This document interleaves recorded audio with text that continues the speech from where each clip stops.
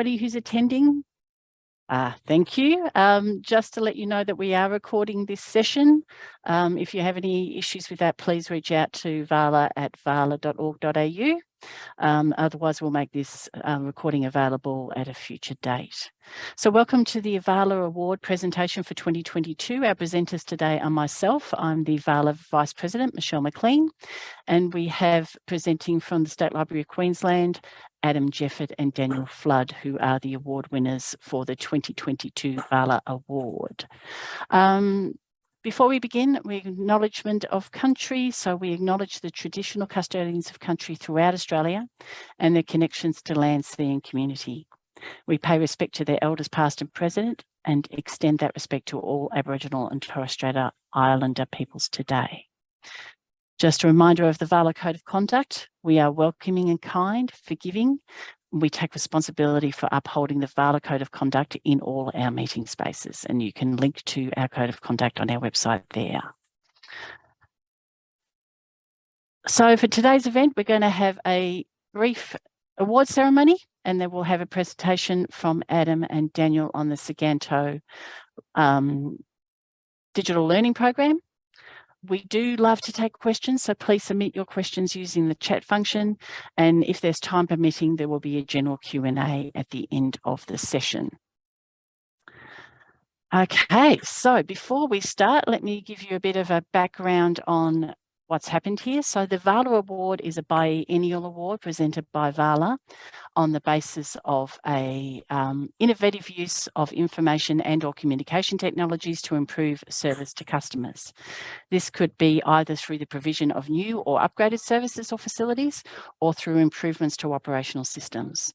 For the VALA 2022 award, we had 3 amazing projects presented to us for this award, and the winners will be presenting shortly. But because the quality of all the projects was so high, we have invited the other 2 nominees to present at the VALA AGM, which is happening in May. So I encourage you to look out for the information on that. So before we actually hand over to Daniel and Adam, I have my I have my representative up in Queensland with the gentlemen who are actually going to present the actual award to them. So Daniel and Adam, be presented, and thank you to Louise Danoon at SLQ, who is handing over the VALA Award plaque. Congratulations, gentlemen. Thank you very much. And we will follow that up with the certificate to outline the award winning. So congratulations on that. So before we progress any further, thanks, Louise, for doing that. So Daniel and Adam, I'm going to hand over to you. We have told everybody what the project is. Now we look forward to hearing about it from the source, basically. So over to you. Thank you. Our presentation will be in 2 parts. My part, the first part is the history lesson. Adam's part is the not history lesson. So thank you very much for your time today. First, I would like to acknowledge all the First Nations lands on which we meet today and pay my respects to elders past, present and emerging. The First Nations people of Australia are the first makers and storytellers of these lands that we share. And that's something that should not be forgotten. I want to begin with the beginning and a bit of history that bears repeating. Computers are sacred objects. You don't open a computer, you don't need to know how a computer works. You press a button and it commences to do its thing. You might have the right to repair, but not the skills or tools to do so. Because computers are expensive and they are required to function in everyday society. You can't do everything on a touchscreen device that you can do on a computer, no matter how much marketing tablet manufacturers spin on that statement. It's not realistic. When a computer stops working, it needs to be repaired. And unless you have the friend that fixes things, you're in the hands of an expert to repair the machine when it breaks.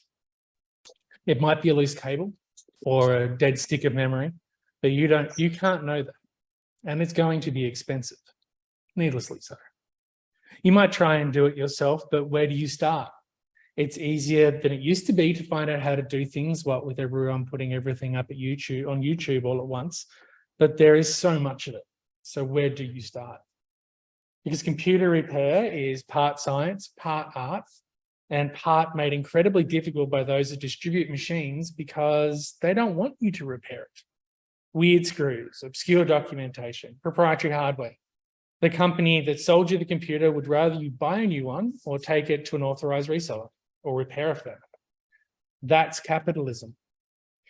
If you can't open it and you can't fix it, and it's technology, you really don't own it. If you don't understand how a thing works, it owns you. So in summation, the computer is expensive and not knowing about it is expensive. And when we talk about the digital divide, our eyes tend to glaze over because equitable access raises everyone. We know that.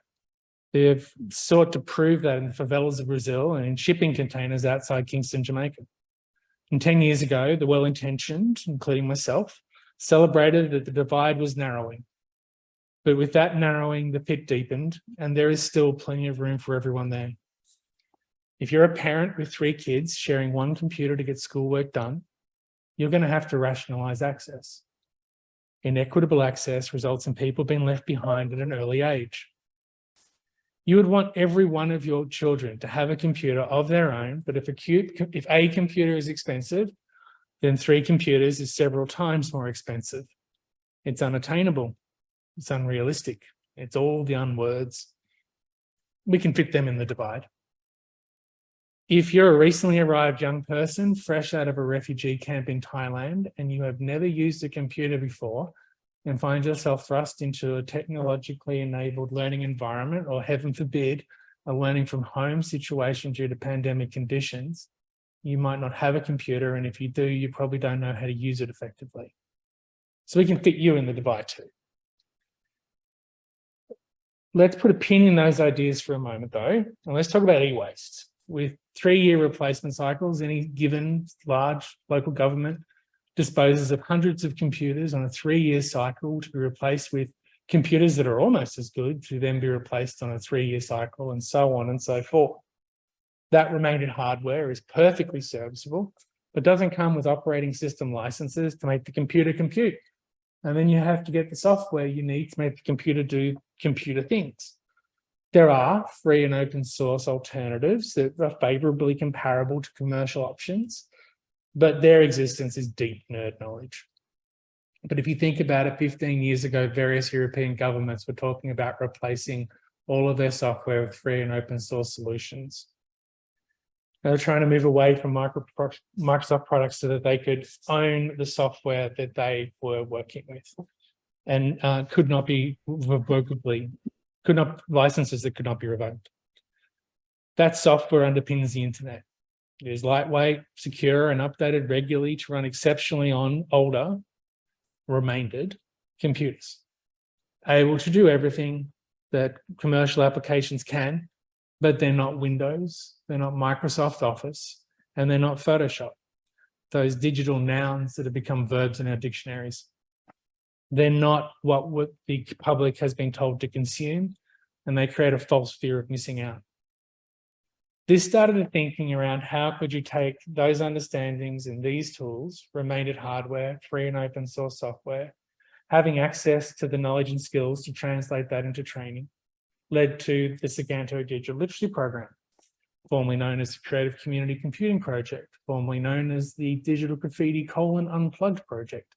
That particular name was a product of 2007 or 2008, and it was cool then, I promise you. Whatever it was called, the song largely remained the same. It's designed to be as a 4 to 5 session workshop program focused on building ICTS self-sufficiency with marginalized communities. Participants are provided with a remaindered computer. If they could make it work and prove they could continue to ensure it worked after the program, it was theirs to keep. Participants built and rebuilt that computer repeatedly. Dismantling and reassembling the computer over and over builds a healthy disrespect for the computer's aforementioned sacred nature. Because a computer is a tool. It is the digital equivalent of a cordless drill that should be used till it dies and then replaced and the old one disposed of ethically. It should be driven to destruction through use. Participants were shown how to work with free and open source software.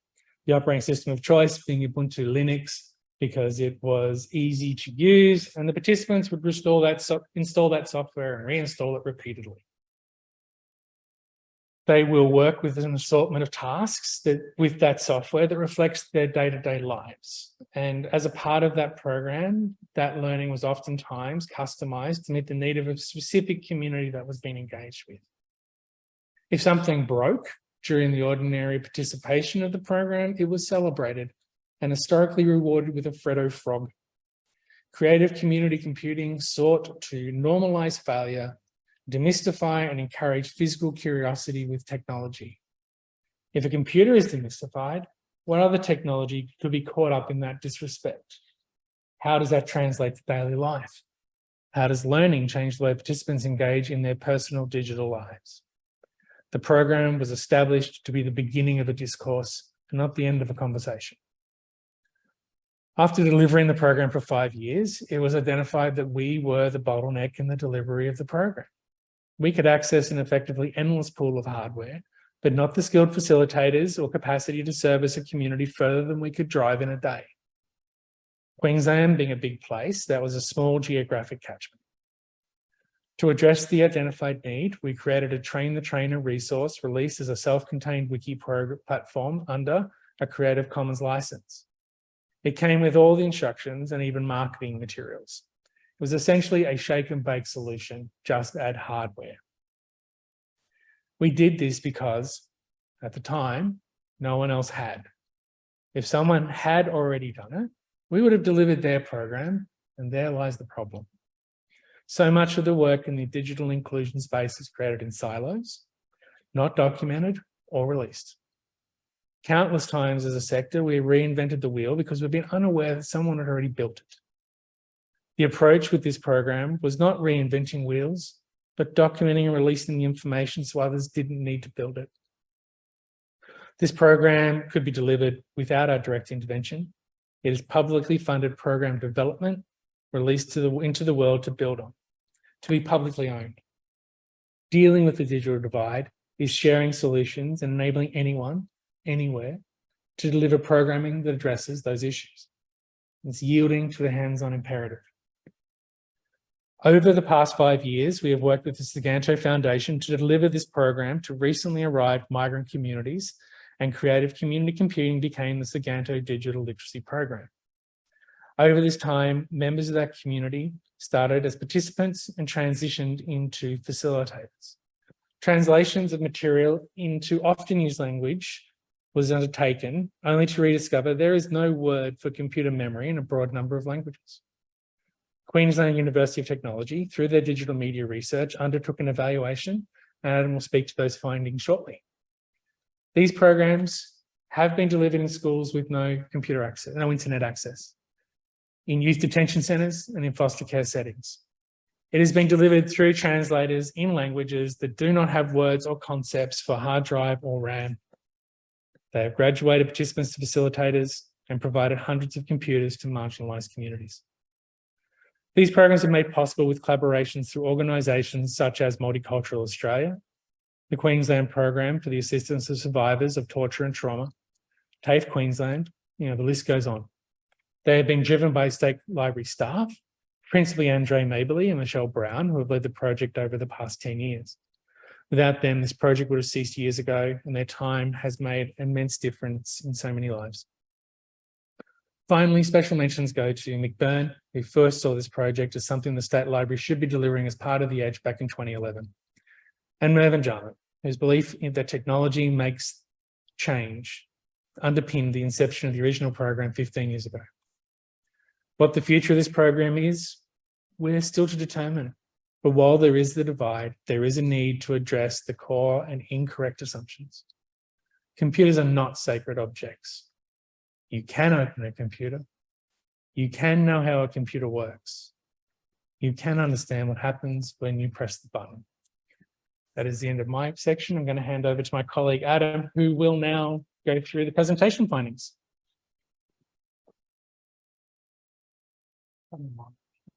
Hello. Thank you, Daniel, for those words. I think, Daniel is a little humble in acknowledging his own role in the program. Daniel joined State Library in 2011 and brought, among many programs that he arrived with, this was a key program that was delivered from 2011. And as he mentioned, has seen various iterations over time here. I'm going to talk today particularly about the last 5 years, which is known as the Siganto Digital Learning Workshops. And I'm particularly going to be presenting some evaluation and research that we recently commissioned with the Queensland University of Technology to evaluate our impact and more broadly, the work of State Library in the digital inclusion sphere. So that there'll be a little bit of crossover with some of the information that Daniel's given, but I'll dive a bit deeper into some of the impact and some of the outcomes as well. So the State Library of Queensland's Siganto Digital Learning Program is a series of purpose-driven workshops that help develop digital literacy in recently arrived communities.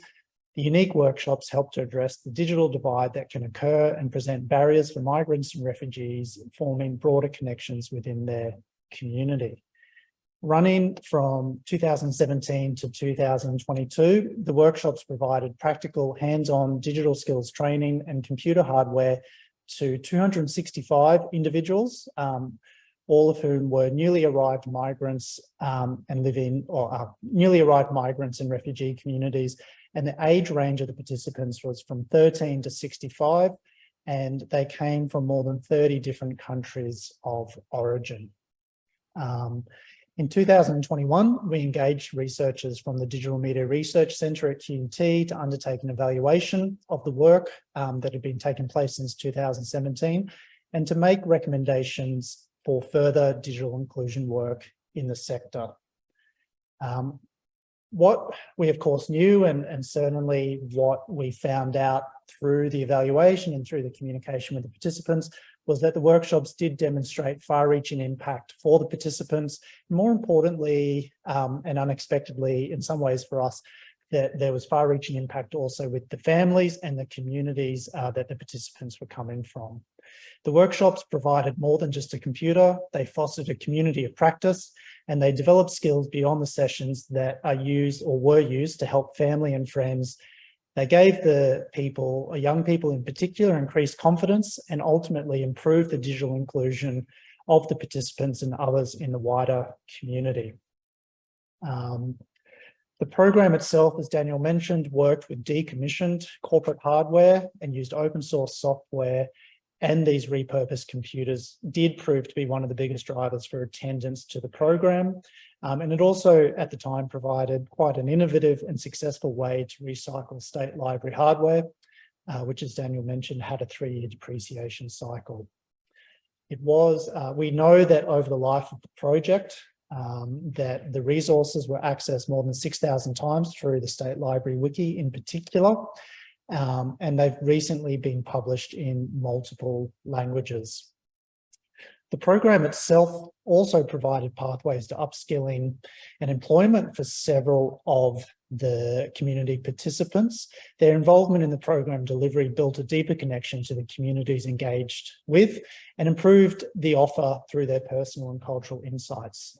The slide on the screen was a program that we delivered actually, I think during the flooding that we experienced here in Mianjin early last year, and State Library was significantly affected, and we moved the workshops off-site out into the community areas. There's 2 facilitators in that picture. One is TG and the other is Jordanis, who's there in her school uniform.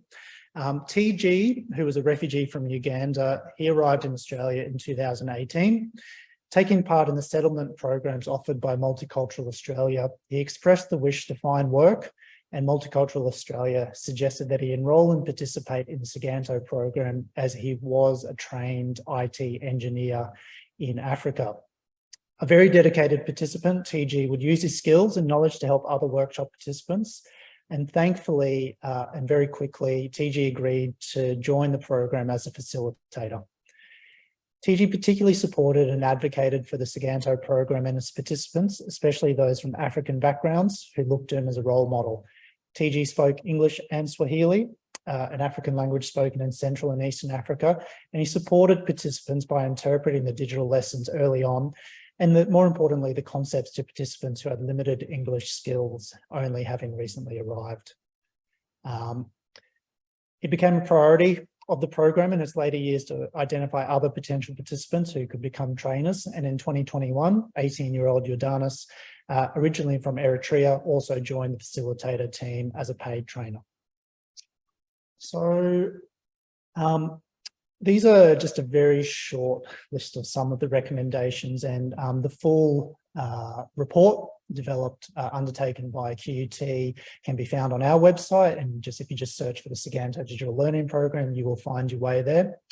Needless to say, we're very proud of the workshops in all of their iterations and the key digital literacy and community engagement outcomes that have resulted from their implementation. More importantly, we know that it has generated genuine excitement amongst program stakeholders and participants as to the value of digital literacies as an essential skill for life. Some of the recommendations, and Daniel, maybe you can join me and talk a little bit about this, and we might turn the camera back on, but some of the recommendations that particularly came through from the QUT evaluation was around a couple of learnings for us. So one was that doing more of that very tailored programming that TG and Jordanis and other participants along the way helped us to do. And so more of a, I guess, a bespoke experience for the participants that were coming in. Yeah, it was about being able to identify. We had various communities where we were dealing with school-age children who really required support. For example, with being able to do schoolwork, so it was very much focused on how we engage with them with Open Office and other programs, but others were looking at ways they could communicate with their families back home. Some were looking with how they can communicate with their families in a secure manner, because it wasn't always easy to do so. So that was then looking at how we could tailor that 4 to 5 session program to meet those specific needs for those community members so that they could get what they needed. And that's been a big part of the program, is how to consider that and how to meet the community where the community means to be met rather than with well-intentioned assumptions. Another learning that was frankly forced upon us because of the pandemic and later the floods was looking at where and how and for how long we deliver the programs. In the later years of the programs, we did a lot more off-site delivery, so going out into the communities, basically where the communities were living and coming to them. And I think a memorable one for me was working with a mothers group. Yeah, it's because I think one of the reasons for programs like this that we've kind of not touched on, and it actually applies to a lot of digital inclusion with spaces, is the idea of threshold fear, of people not necessarily wanting to enter into a government space to engage with services. In Australia, we're really quite fortunate that these are safe and open spaces. That's not always the case where these young people have come from, and it can be quite confronting to come into a beautifully designed, brutalist architectural designed precinct. So I think a lot of the going out to them, meeting them where they are, was a mixture of being able to provide a service to a community that wouldn't necessarily find the time. Because example Adam raised about the Young Mothers program, we're talking about, you know, single mums with kids living out Logan Way. So that's a 40-minute train ride to get in here, and also at quite a significant expense.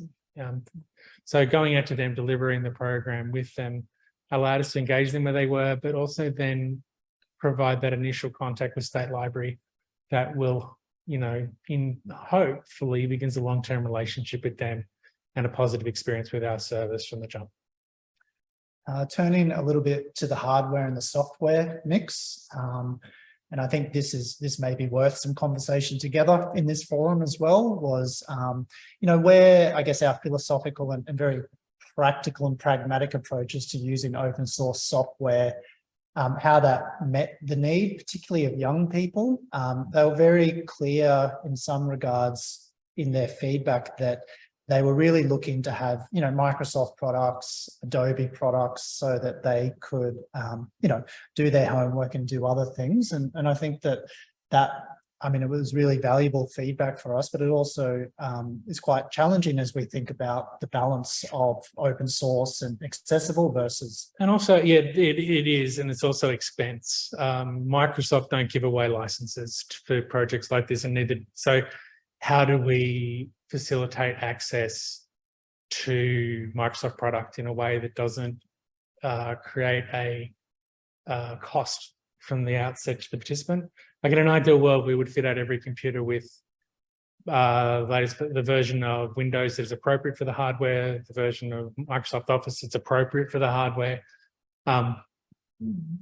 which in the past has proven really difficult, really, really difficult. It's like we would like to be able to provide, for example, internet access with every computer, because one of the findings that was found in a more broader piece of work that Digital Media Research Centre did was internet access is quite often through mobile devices. Historically speaking, we've found telecommunication companies are quite happy to give money to buy data, but they're not willing necessarily to give data. And that's a complexity. So I think navigate, like, whereas when you're using free and open source software, you don't pay anyone. So I think part of it is trying to find that balance and resourcing to facilitate that.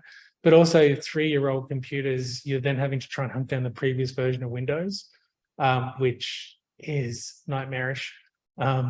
Take it from someone who's tried to negotiate and navigate finding older versions that can be legally purchased. Like if you want to buy Windows 10 today, you're hard pressed. You'd have to find a reseller that's still got boxes on shelf, which is been down that road. And if anyone needs a hand finding obscure software, please use my email address. I'll give you a hand. So unsurprisingly, a key recommendation out of the evaluation was for us to look for a technology partner, which I think would absolutely help us address future iterations of the program. And probably the final thing I would say, and it does talk to the shift, I guess, for us over the 5 years and certainly over the broader life of the program, is away from desktops and onto laptops. And, you know, in future iterations of the program, you know, what does the digital inclusion learning and skilling look like as the computers, and as Daniel kind of talked about a lot in his presentation, you know, as computers become less and less repairable, and the digital inclusion or the gap there widens and widens over time. I think that's where we can start, like part of the original program, which we kind of started to step back from in the past 8 years, was when we were using Linux as a base platform. There's a lot of control that you can have access to with those platforms you don't get access to in Windows. So looking at how if you were implementing a laptop, what can a laptop do other than just word process? How can it be a cornerstone and a fundamental tool for people's daily lives beyond being a portal to web-based services as well, which both of those are really, really important. I'm not diminishing those at all. But how can this technology be used, especially in marginalized communities, to bootstrap and lift them into different opportunities, which was is an interesting challenge. Like we moved to laptops in the past couple of years simply because the supply of desktops started to dry up. Most companies are now moving, after COVID, are moving to laptop-based workforces. So this kind of a program, the fundamentals remain the same, but the execution needs to be evolved. So the first session on the 4-session program is focused on hardware. But the session 2 and 2.5, 3, 4, and 5 aren't. So it's really about how do you work with that community to understand the hardware they've got and how to maintain that hardware as long as they can and extend its lifetime so they're not then having to. It's one thing to give someone a computer, you can't give it to them and have a break in 12 months' time because all you've done is forestalled the inevitable, and also given people an understanding of what they could have and what they don't have now. Which is why the kind of ICTS self-sufficiency statement is there, because even with a laptop, there's still bits in there that you can service and repair when they blow up rather than just toss it and find a new one. Well, I think that probably rounds us up today. So we're definitely happy, Michelle, or to the wider group to have some conversation. And if there we have already got a bunch of questions. That was very, very interesting, gentlemen. Thank you very, very much. I'll start with one from Sarah, who's one of our attendees, and she's got a Linux Australia connection. So with her Linux Australia hat on, she says, I have quite a few links to the open source software community in Queensland, and they are always happy to help. Are there ways that we can contribute and help with the running of this program? most likely, which would involve giving either Adam or I an email, and then we'll be able to connect you with the program officers that are delivering those programs. But we always Beautiful. need assistance and support. I will get that in, your email addresses to Sarah. Thank you. Next question, did you obtain hardware through organisations external to SLQ? And if so, how did you develop relationships to support this exchange? We did a lot from individual representatives from schools who would be aware of the project and would contact us offering donation. Post floods, when we lost all of our store of hardware, other government departments offered to provide us with that material. Mhm. When we've worked with other organisations delivering training, we've worked with them to connect them with entities within their own communities that can supply that hardware, which, to be honest with you, local government is one of the big local government, if there's state or federal government representation in the space. Yeah. And big companies represented in the community, is connecting with their ICT departments, because 9 times out of 10, they are paying to dispose of their ICTS hardware. Mhm. And if you can take it off them, they're quite, they're very happy to. One of the things that's come up recently, especially with the greater focus on cybersecurity, is that we have to replace the hard drives in the computers that are donated. So quite often now we'll receive computers without hard drives in them. So that has to be factored in as a cost on the program for replacing that. So it's the only way you can be, like, previously we had set up a system that would wipe computers to what would be considered a military grade wiping of the systems. But in the end, the only way we could ensure data security was destruction of device. Yeah. So, but generally speaking, it's just fronting up to the ICTS department and asking nicely. And quite often they're really open to having, I've never had anyone tell me to go away. To be honest with you, the biggest problem we're quite often navigated with other entities is how can you assure us our data is destroyed? Mm-hmm. Because Yeah, otherwise, especially with all the challenges that have arisen in the last 12 months or so. Yeah. And a replacement hard drive or storage device will set us back somewhere like $30 to $40 per unit. Mhm. Is a very small cost if you're for being able to provide a computer. Also, if the one thing that's going to go in a remainder computer will be the hard drive. So it's actually insurance against the first line of failure. Yep. That's great. Next question. What sort of ongoing support do Andre and Michelle give to the organisations that implement the program externally? They have our email addresses and they will use it quite frequently. But what we've found is that one of the things I didn't say in my rant was repairing computers is a lot like building Lego. Once you actually get your head around the specifics of the hardware you're working with, there's not a lot to it. And it's actually literally just take it apart and rebuild it a few times. But phone calls, the wiki resource is quite comprehensive. Mm-hmm. And with regards to the individuals, we've had the odd young person come back saying they've had a problem with their computer, but anecdotally, we've had the odd story of young people repairing their family's computers and their friends' computers. So really, we'll provide whatever support is required, but usually people are once they've got the hang of it, a lot of the times they don't want us to be involved because it's their process then. And that's actually the best kind of digital inclusion, is where they go, we don't need you anymore. Please stop reminding us you exist. Allow us to own the process. They want the independence. Yep, which is what we're aiming for, because we were the bottleneck and we had to stop being the bottleneck somehow. Yep, that's very wise. Next question, what sort of maintenance does the project team perform on the program materials that you've released as open source, and where can this material be found? It can be found at the moment off the back end of the State Library website, which as a follow-up email to this, we'll send around a link. Thank you. That material is relatively static at this point. So it's kind of come to the point where when we cease delivering it, we've ceased up maintaining it. But we also, whenever we've handed the materials over to other organisations, we've encouraged them to take the wiki, which is a flat object that can be installed on someone else's server, and then modify the contents for your specific needs. So if you know that you've got 40 of this specific computer, replace the photos, rewrite the instructions for that individual computer. So while you can just take it off the shelf and deliver it as is, it's also best done as taken off the shelf and modified like any good recipe, and kind of then made specific to your communities.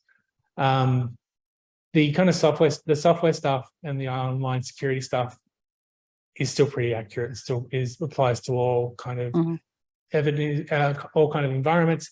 Security stuff needs to be updated, but then that needs to be updated on a yearly Everywhere. basis, or post Optus on a monthly basis. It feels like.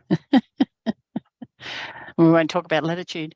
Were you required to train any staff members at SLQ to deliver the workshops while these were mainly delivered in-house? Yeah, all members of the applied creativity team at some point or another have delivered this program.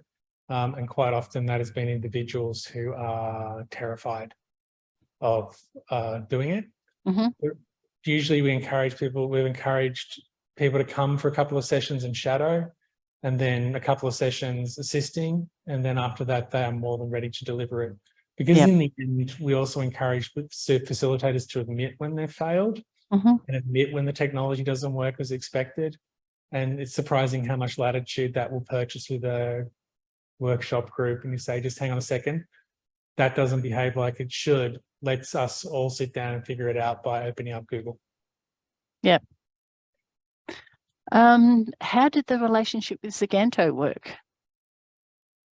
So the Siganto Foundation, through the Queensland Library Foundation, and I guess we've had an enduring relationship with the Siganto Foundation over many years. I think in 2016, approximately, Daniel, there was a conversation between the Library Foundation and the Siganto Foundation, and the Siganto Foundation have a long track record and continue, I think, to invest in impact projects. They're really looking for real change in communities through digital and through other, I guess, upskilling programs. So we were fortunate, certainly to receive their support, but also fortunate that their support came at a time where the Creative Community Computer Project had been running through public libraries in Queensland for some time, and it was ready for.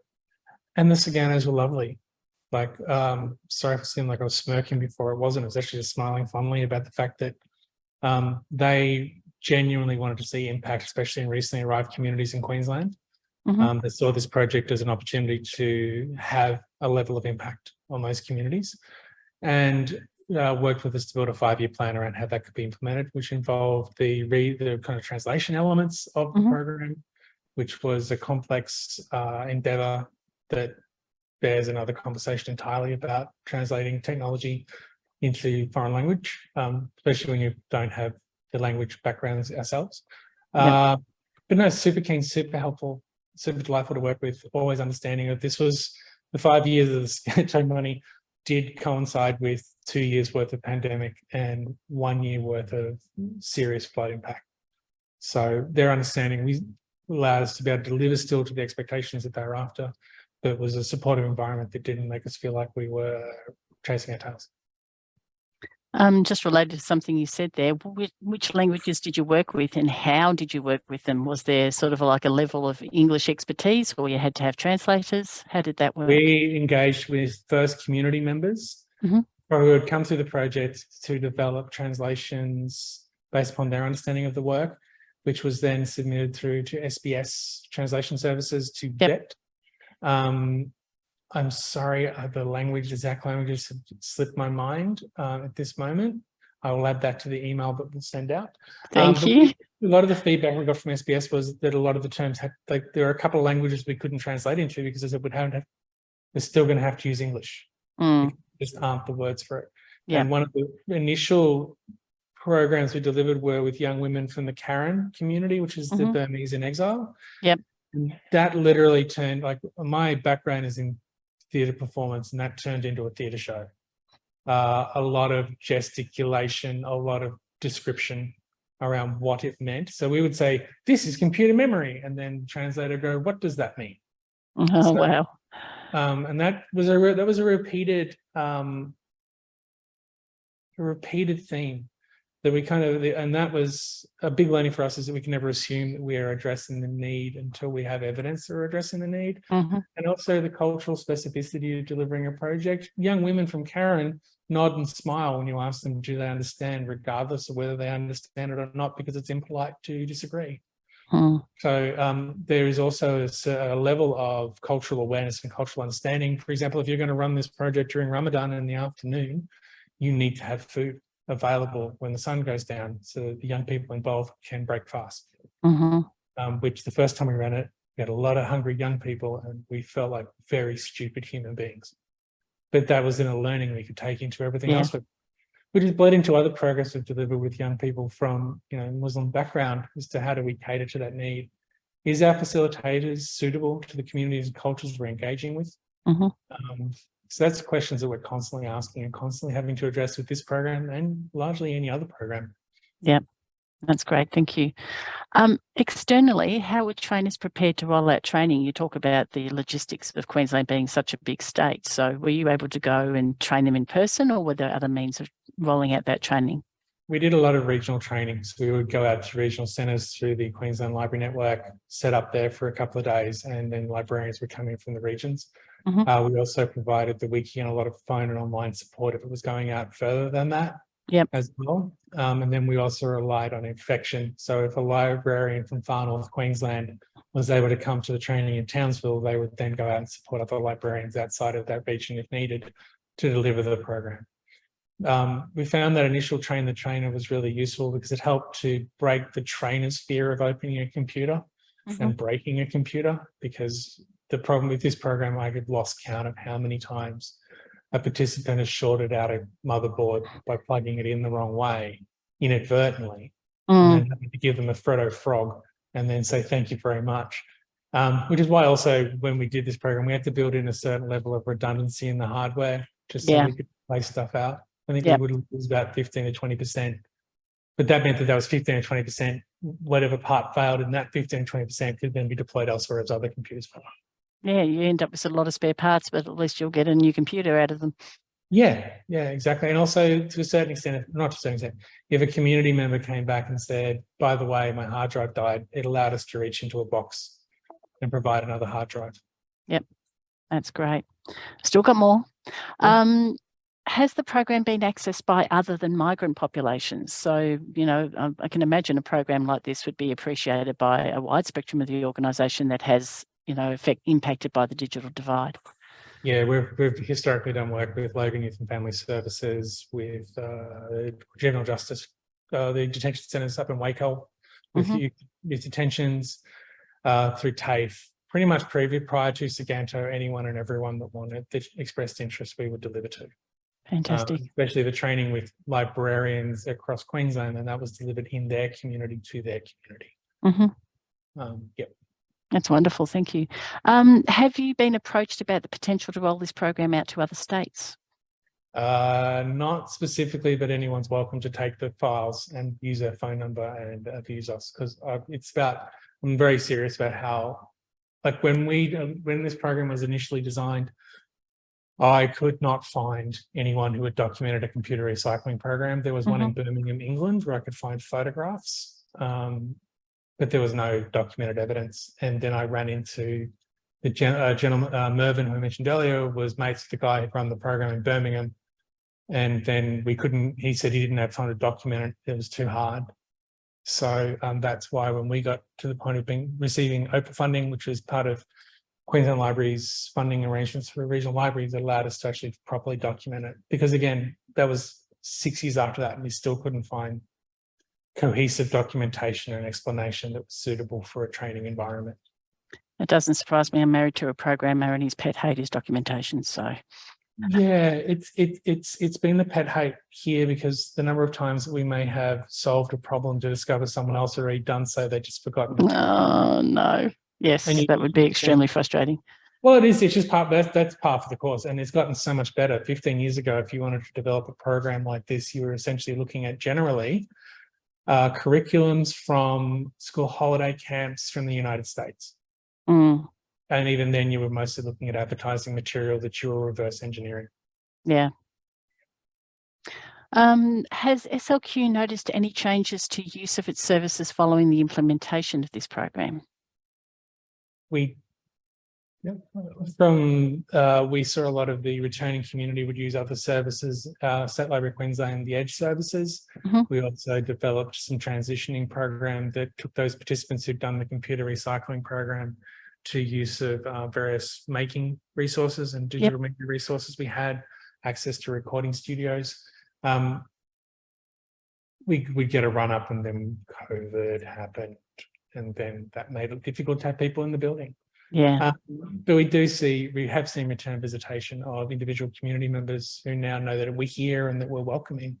This is kind of weird. It's not weird. It's fundamental. You show someone you're open and welcoming, and that they're allowed to be here without spending money, and they'll be here, especially in Queensland heat. And I don't mean to sound glib, but you can never underestimate free air conditioning and quality Wi-Fi, which is something State Library provides, which isn't easily available anywhere else.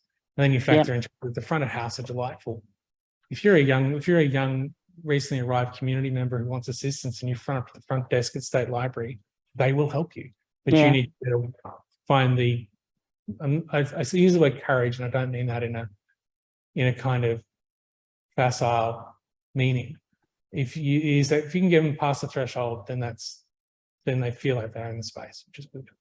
Yeah, our buildings can be imposing, so I can understand if you've not got an experience with libraries, how that could be a bit of a challenge to enter the building for a first time. Or if your experience with libraries has been armed guards or a paid membership. Or a school library where, you're not allowed to do anything. Yep. I might plug quickly, because I think it's a good question about the role also that in Queensland, the public libraries, regional libraries, Indigenous knowledge centres play. And State Library has done, in partnership with QUT, has done a wider evaluation of digital inclusion programs between 2016 to 2022, and that report is available through the State Library website, PL Connect, so Public Library Connect. And its findings, unsurprisingly, no doubt to the audience today, is that libraries are safe, socially inclusive spaces that foster digital creativity, and that digital inclusion is about more than just getting online to access basic services. It's also about developing the skills people need and want for full social, economic, cultural, and creative participation. And I guess, for people that aren't familiar with the State Library of Queensland and the Edge building specifically, it is a creative space, a creative, I guess, technology-driven space. We have a recording studio, we have production computers, we have making machines, from sewing machines through to laser cutters. So, I think that creative participation and economic participation has been a natural next step, and certainly many of the Siganto program participants, but generally, I think, our remit is about fostering and supporting digital inclusion, particularly through creative and technological practice. At this stage, we don't have any further questions, but let me say, gentlemen, that I was involved in the assessment panel and I was impressed with the project at that point in time. I'm even more impressed after hearing more today. I wish to pass on our sincere thanks for your presentation and our congratulations once again for your win of the VALA Award 2022. Thank you. Thank you so much for your time. Thank you, Michelle. And I'd like to just acknowledge the other finalists as well, and the great work that they're doing in their libraries and communities as well. Thank you very much. And just before we finish up, we've just got a few more reminders. So we have our annual general meeting, which I mentioned earlier. We'll have our other two nominees for the VALA 2022 award. We'll be doing short presentations on their projects. And we've got Tech Camp is ramping up. So that'll be held on the 18th and 19th of July at the Latrobe City campus. So watch for more information coming out on that soon. Just a reminder too that nominations are open for the VALA committee for the 2023 to 2025 term, and that we are starting to ramp up on the organisation of VALA 2024. Please get in touch with us via the VALA email, vala@vala.org.au. Just to give you an idea, VALA 2024 will be held in June, which will just be a reflection of where we held it in 2022. And thank you very much, everybody, for attending. Your attendance is appreciated, and we'll get the recording accessible as soon as we can. Thank you again, Adam and Jeff. That was brilliant. Thank you very much. Have a lovely day. Thank you.